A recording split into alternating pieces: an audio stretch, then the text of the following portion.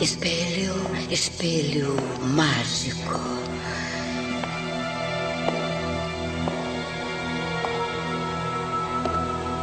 Quem é a mais bela de todas?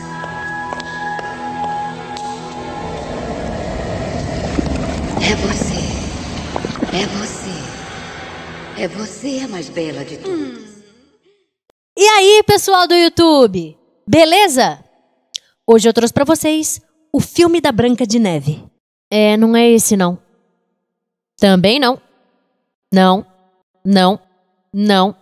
Esse aí até que poderia ser, mas não. Ok, peraí, só um minuto. Esse aí. O roteiro desse filme foi escrito por Caroline Thompson, em colaboração com a Julie Hickson. E a direção ficou por conta da própria Caroline. Ele é um filme feito pelos Estados Unidos, Alemanha e Canadá, os três juntos. E o seu ano de lançamento foi em outubro de 2001. Mas pra gente aqui no Brasil chegou um pouquinho depois, em maio de 2002. E a história dele é basicamente a seguinte. Com a morte da sua esposa, John acaba ficando com um bebê pequeno pra criar. A doce garotinha Branca de Neve.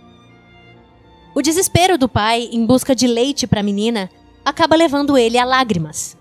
E é graças a elas que um ser enterrado na neve ressurge e é libertado, concedendo 3 desejos a John. Sendo assim, a Branca de Neve ganha o seu leite, seguido de um reino, acompanhado também de uma madrasta, vaidosa e má, que também vai morrer de inveja quando a menininha se tornar uma jovem princesa muito bonita, mais bela até mesmo do que ela. Bom, agora que o resumo foi dado, eu vou apresentar alguns dos personagens principais da história, para ninguém ficar perdido quando eu estiver contando ela aqui. E a gente começa pela princesa Branca de Neve. É uma garota doce e amável. É muito gentil com todos aqueles que a cercam, porém é muito solitária e passa a maior parte do tempo fora do castelo, conversando com seus anões de jardim. O rei John é o pai da Branca de Neve. Procura sempre ser justo e responsável, e ama a filha mais do que tudo no mundo. O príncipe Alfred é um jovem nobre que chegou de viagem ao reino do John. Parece ser muito bondoso e gentil, tratando o rei, a rainha e principalmente a princesa de forma muito cordial. E claro, na história da Branca de Neve não podem faltar os 7 anões. São um grupo de seres mágicos que vivem na floresta. Cada um deles leva o nome de um dos dias da semana, sendo domingo o líder de todos. São os responsáveis por controlar o tempo e pela mudança das estações do ano. E por fim, a nossa vilã, a malvada, a madrasta, a rainha Elspeth. É a madrasta da Branca de Neve. É uma mulher rígida, muito orgulhosa e prepotente. É tão vaidosa que não pode suportar a ideia de que existe alguém mais bonita do que ela. E bom, agora que os personagens foram apresentados, eu posso começar a contar a história completa e em detalhes do filme da Branca de Neve. Tudo começa numa pequena casa no meio de uma floresta. Lá, uma mulher observa as flores do seu jardim. Até que uma ventania começa e, ao fechar a janela, ela acaba cortando o dedo. Quando ela vê uma gota de sangue pintar as pétalas das flores dela de vermelho, ela externa o seu desejo de ter um bebê que fosse branco como a neve e vermelho como o sangue. Imaginem uma criança com lábios vermelhos assim. E de cabelos negros, pele radiante como a flor da macieira, como a neve. Um avanço temporal acontece justamente pro dia em que a Josephine vai ter o seu bebê. Ela dá à luz a uma garotinha, que tem as características que ela tinha desejado. E por isso ela decide chamar a criança de Branca de Neve. Só que quase que imediatamente após o nascimento da sua filha, a mulher tem um mal-estar e acaba morrendo, deixando seu marido John sozinho com o bebê. E desesperado, o pai sai da casa com a criança, em busca de leite para que ele possa alimentá-la. Ele cai em um campo coberto de neve durante uma tempestade, e ao pensar no seu fracasso, ele chora. Porém, quando as suas lágrimas tocam a superfície congelada, uma estranha criatura é libertada, e como forma de agradecimento, pergunta a John o que ele deseja. Você me libertou. O quê? Estou lhe devendo. Quem é você? O que posso lhe dar em troca da minha liberdade? O homem pede leite para que ele possa alimentar a sua filha. e a criatura concede imediatamente o desejo. O Jon então diz que quer a sua esposa de volta, chamando-a de rainha. Mas infelizmente, o ser não é capaz de ressuscitar os mortos. Ainda assim, ele diz que pode dar uma rainha pro Jon, que sem ter tempo de sequer pensar em alguma coisa, logo se vê sentado num trono, no comando do seu próprio reino. Por favor, eu não sou rei. Este reino não é meu. Protesto, Sua Majestade. Sabemos que nosso reino não é tão importante, ou muito grande, ou muito rico. Mas uma coisa ele é sem dúvida, Sua Majestade. Ele é seu. Já que ele tem a obrigação de realizar todos os desejos do agora Rei Jon, a criatura decide fazer uma visita à sua irmã Elspeth, uma feiticeira de rosto deformado e de roupas completamente sujas. Ele a transforma numa moça muito bonita, para que dessa forma ela se case com o monarca e se torne a rainha que foi prometida. 3 desejos foram feitos e 3 desejos devo conceder. Você é tão gentil. Sim, eu tenho um desejo. De ser rainha? Você gostaria de ser rainha?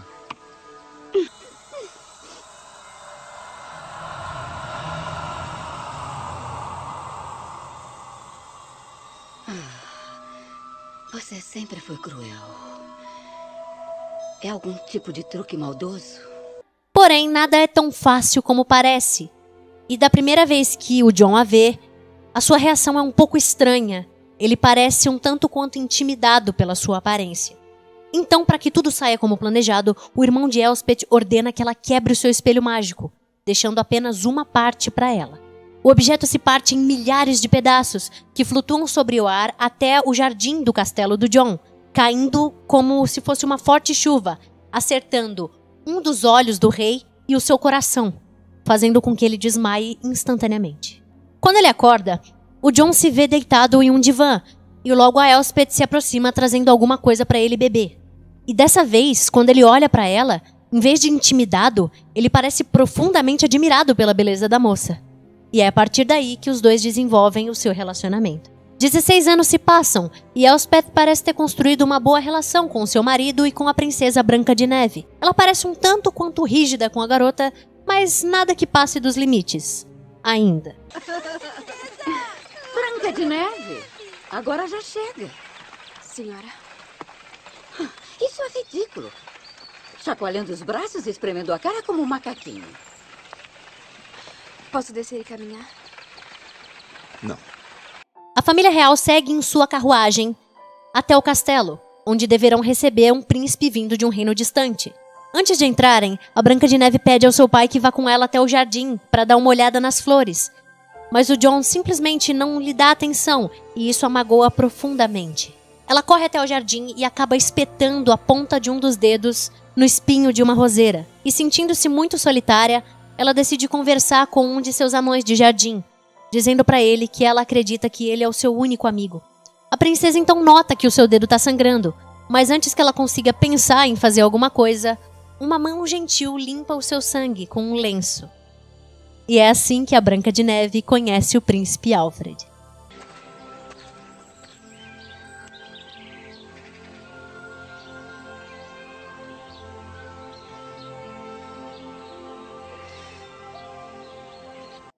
Ô louco! Mais tarde, durante o jantar, Elspeth propõe que eles deem um banquete em homenagem ao príncipe, que quase não lhe dá atenção, já que ele não consegue tirar os olhos da princesa. E isso deixa a rainha um tanto quanto incomodada. Depois da refeição, ela vai até uma sala secreta, lotada de espelhos. E lá, ela faz pela primeira vez a famosa pergunta. Espelho, espelho mágico.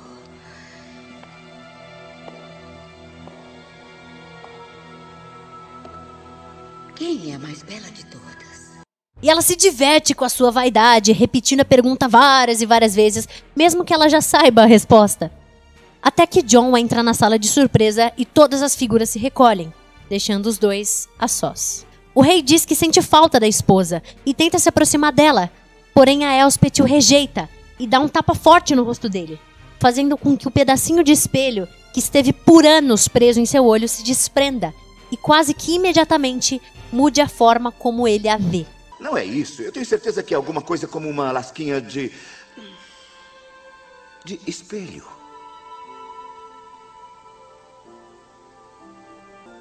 Está tão diferente. Você está diferente. Meu olho não está coçando mais, não é estranho? O que é isso? Além disso, durante a noite, a rainha também arranca o outro pedaço de espelho que estava no coração do seu marido, para que assim ele deixe de amá-la e ela possa sair em busca de outro homem para adorá-la, um mais jovem, talvez um príncipe. Durante o banquete, a rainha dá algumas investidas no príncipe Alfred, mas não obtém sucesso, já que ele parece só ter olhos para Branca de Neve. A Elspeth então tenta colocar os 2 pedacinhos de espelho na bebida dele. Só que por um descuido, o Alfred dá um tapinha na mão da rainha, fazendo com que o pedacinho de vidro voe e pare direto no olho de um dos guardas, deixando ele instantaneamente hipnotizado por ela. Depois disso, do lado de fora, o príncipe procura pela jovem princesa, que fugiu da festa depois de ver os convidados quebrando os seus anões de jardim, os mesmos pelos quais ela tinha profundo afeto e lhes serviam como amigos. E ao encontrá-la, o Alfred oferece a sua capa para protegê-la do frio, fazendo em seguida um elogio, chamando ela de linda. Porém, ela não tem a reação que ele esperava, já que...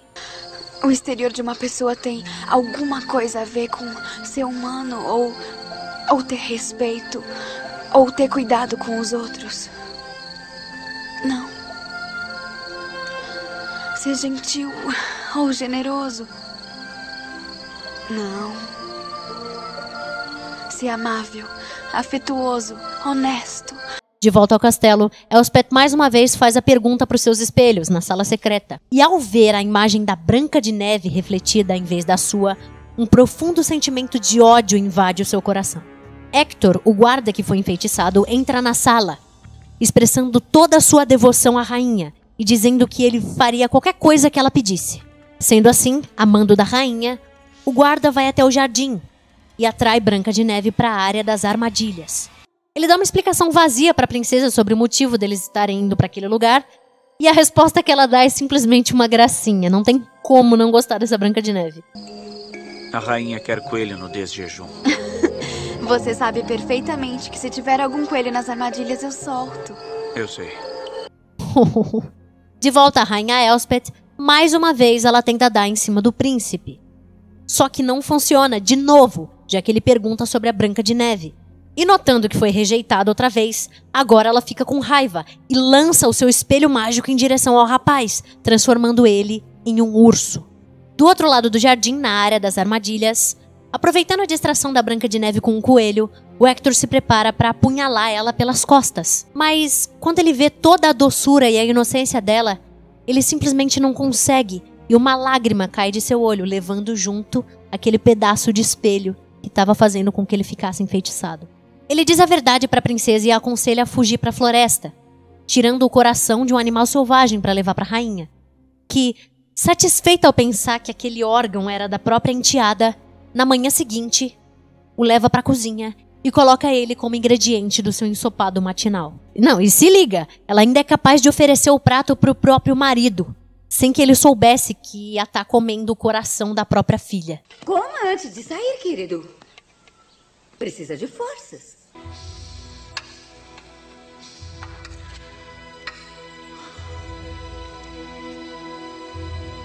Aliás, tanto essa cena quanto a da Branca de Neve correndo no mato é pesadíssima, é super agoniante. Quando ele não vê a sua filha e nem o jovem príncipe pelos arredores do castelo depois da festa, o rei John decide procurar pelos dois.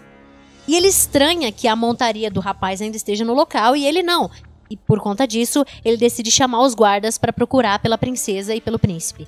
Enquanto espera, caminhando pelos corredores do castelo, o rei John percebe que tinha uma sala onde ele ainda não tinha olhado. A sala dos espelhos. E assim que ele entra nela, a porta se fecha, deixando ele trancado lá dentro. E na tentativa de escapar, o rei acaba ficando ainda mais preso, dessa vez dentro de um dos espelhos.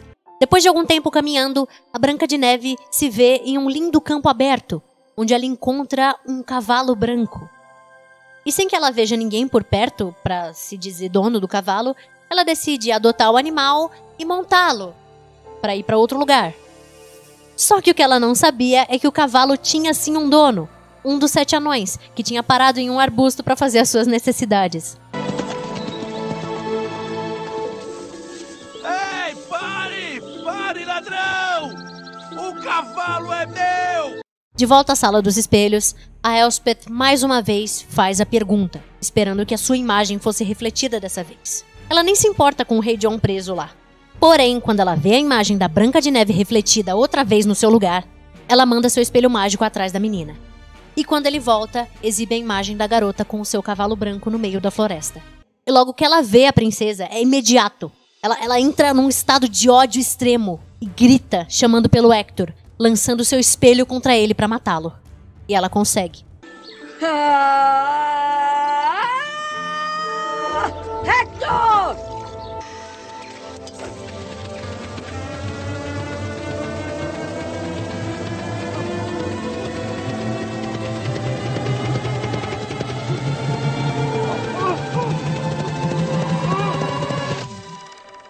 Inclusive, outra coisa desse filme, esse espelho que gira, mano, ele me deixou assustada por tanto tempo. A Branca de Neve continua o seu caminho pela floresta, agora na companhia do cavalo que ela encontrou. Até que ela chega em um que parece ser uma pequena casa, feita sob o tronco de uma árvore. De repente ela vê uma fita rosa colocada sobre uma pedra.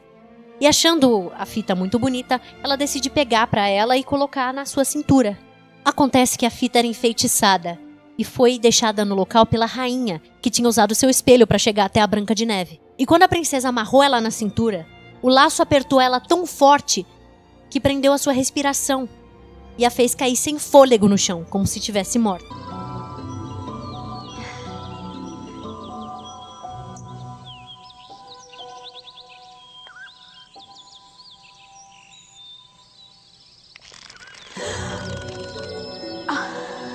Tá muito apertado. Ai, não consigo respirar.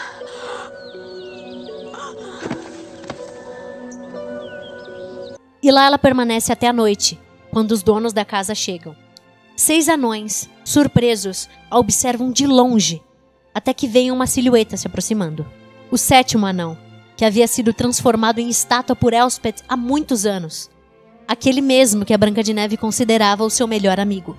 Quando acorda, a princesa fica um tanto quanto assustada, mas assim que ela reconhece o seu amigo, é capaz de ficar um pouco mais calma. Depois deles conversarem um pouquinho, os 7 anões decidem mostrar para Branca de Neve a sua principal habilidade, que é criar um arco-íris capaz de transportar eles para qualquer lugar que eles quiserem. Vamos fazer um arco-íris.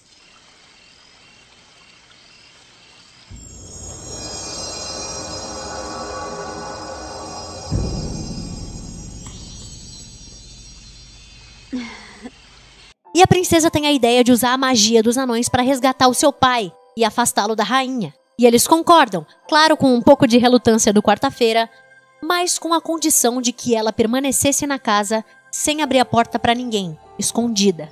Enquanto isso, na sua sala dos espelhos, ao descobrir que a Branca de Neve está viva de novo, a rainha Elspeth prepara uma maçã envenenada.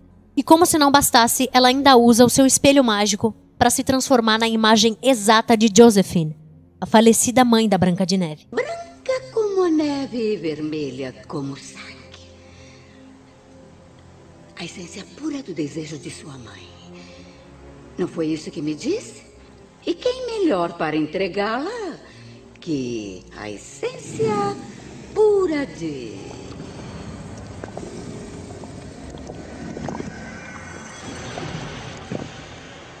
sua mãe. Tadá! Do lado cor da neve, nada de veneno, é claro. Mas, do lado vermelho, só uma mordida com aqueles lábios carnudos e vermelhos. Pouco depois, no palácio, os anões procuram pelo rei e pelo príncipe, que eles não sabem que foi transformado em urso. O problema é que o espelho da rainha está observando tudo. Não demora muito para Elspeth conseguir capturar o Segunda-feira e forçar ele a abrir a porta para ela. Ele até tenta fugir, mas acaba sendo transformado em estátua. A Branca de Neve fica um tanto quanto assustada e desconfiada quando ela vê uma estranha entrando na casa dos anões. Mas é facilmente persuadida pela moça, que sabe exatamente o que dizer para ganhar a confiança dela. Conheço esse cheiro. Me lembra... Sim, querida. Alguma coisa. De casa? O meu pai... Do conforto? Me falou. Do amor? A princesa sente certa conexão com essa moça, mesmo sem conhecê-la, e acaba comendo a maçã, caindo morta quase que imediatamente.